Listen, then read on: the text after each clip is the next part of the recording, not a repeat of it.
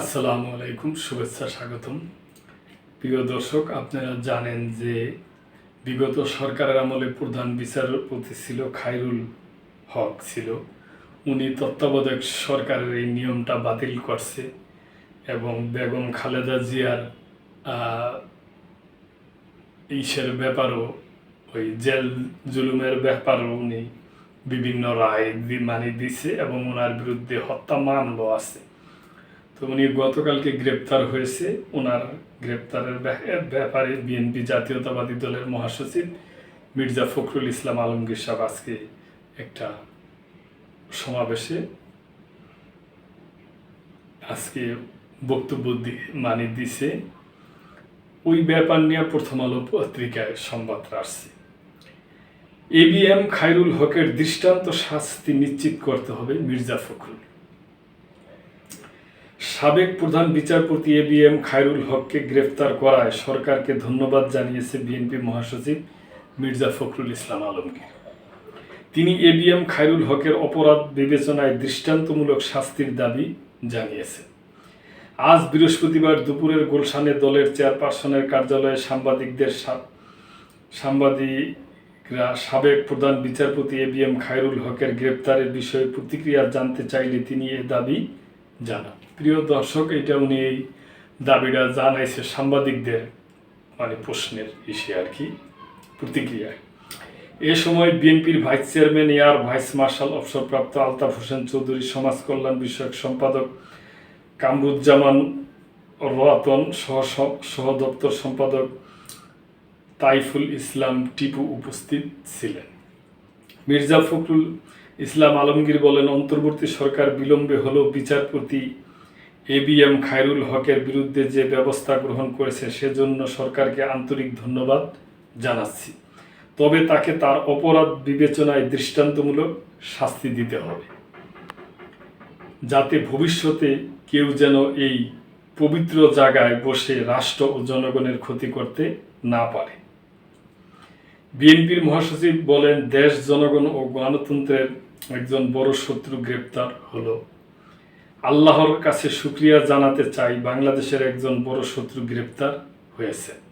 তিনি দেশের বিশাল ক্ষতি করেছেন। তিনি সাংবিধানিক পদ থেকে এবং সেই পদ ব্যবহার করে বাংলাদেশের ভাগ্য নির্ধারণ করার দায়িত্বে ছিলেন।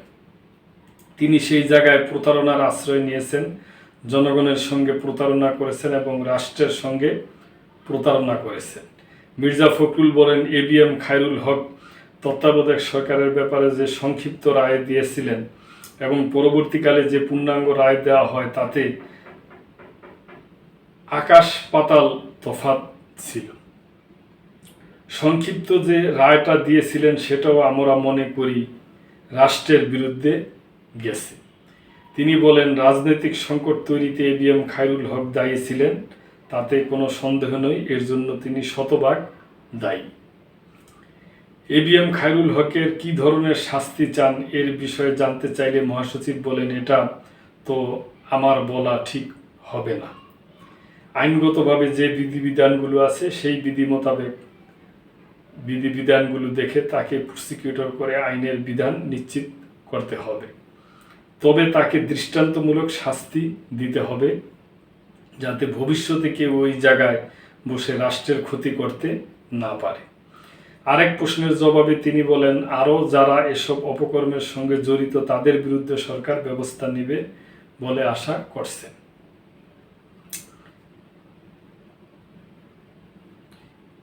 সরকারের যে প্রতিষ্ঠানের মাধ্যমে শিশুদের বিভিন্ন রকমের কার্যক্রম, তাদের গঠন, তাদের বেড়ে ওঠা, তাদের মন মানসিকতা তৈরি করা, তাদের এক্সট্রা কারিকুলামের অ্যাক্টিভিজম সহ শিক্ষার বাইরে সৃজনশীল কার্যক্রম প্রভৃতি ব্যাপারে শহীদ প্রেসিডেন্ট জিয়াউর রহমানের উদ্যোগ নিয়েছেন এবং তিনিই প্রথম শিশু একাডেমি প্রতিষ্ঠা করেছেন। সারা দেশে এর শাখা রয়েছে। বিএনপি মহাসচিব এই প্রতিষ্ঠানকে এখান থেকে সরানোটা আমি মনে করি একেবারেই সঠিক সিদ্ধান্ত হবে না। এ ব্যাপারে আমাদের সুস্পষ্ট বক্তব্য হলো, আমরা চাই না শিশু একাডেমি ভবনটি সেই জায়গা থেকে স্থানান্তরিত করা হোক বা অন্য জায়গায় নেওয়া হোক। এটা আমার মনে হয় জাতি গঠনের ব্যাপারে বাধা হয়ে দাঁড়াবে।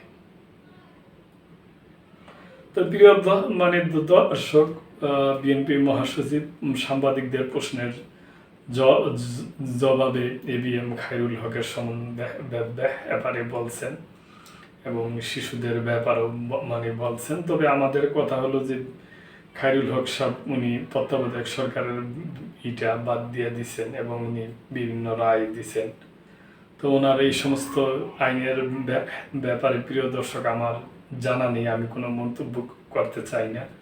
যদি আপনাদের কোনো কিছু মন্তব্য থাকে তাহলে অবশ্যই কমেন্ট করবেন, লাইক শেয়ার কমেন্ট করে সাবস্ক্রাইব করে চ্যানেলটির পাশেই থাকবেন। আল্লাহ হাফেজ।